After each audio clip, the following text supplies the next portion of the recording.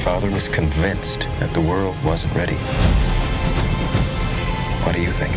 I think more and more that we keep hearing that the Justice League movie isn't going to make it into theaters by 2015. But wait, listen, don't get your panties in a bunch over it just yet. This might actually be great news. Why is that, you ask? Because there's a charter member of the Justice League who needs his story told before we get to the big DC Ensemble movie. I'm talking about the fastest man that ever lived, Barry Allen, aka The Flash. And I've got 3 fast and furious reasons why this speed demon of a superhero needs to get the ball rolling on a movie pronto. I'm Will, and this is my war to make your superhero movies better with a quickness.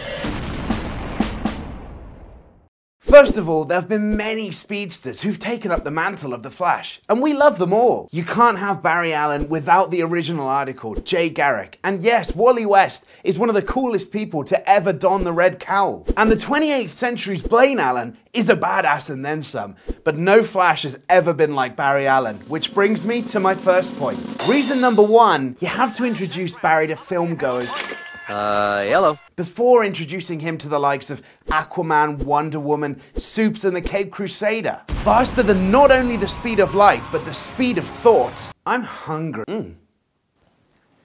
I'm sleepy.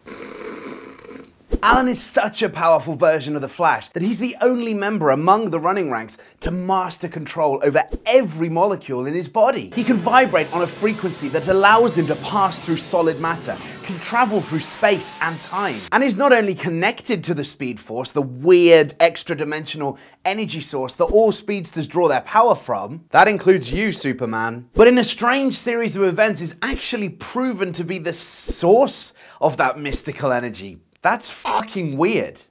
And awesome. Barry Allen makes Usain Bolt look like an old lady going the wrong way up a moving escalator after 2 hip replacement surgeries. He's one of the most interesting characters in the entire DC universe. And you know what? That leads me right to my second point. Point number 2, everybody wants to be the Flash. Star of Sons of Anarchy and Guillermo del Toro's upcoming awesome sci-fi robot kaiju battle film, Pacific Rim, is Charlie Hunnam. He's expressed interest in putting on the cowl. Also, kind of a weird choice, but maybe inspired, Daniel Radcliffe also noted he'd like to play the uber-agile superhero. I wanted to make a joke about how he had his wiener out in Equus, but I couldn't really think of one, so allow me to just reiterate that Harry Potter had his wand out in a play about horses.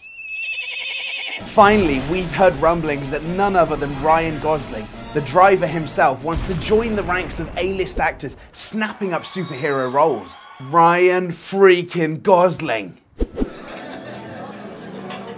Me sitting over there for the past 2 hours not being able to take my eyes off of you? Do you find me attractive?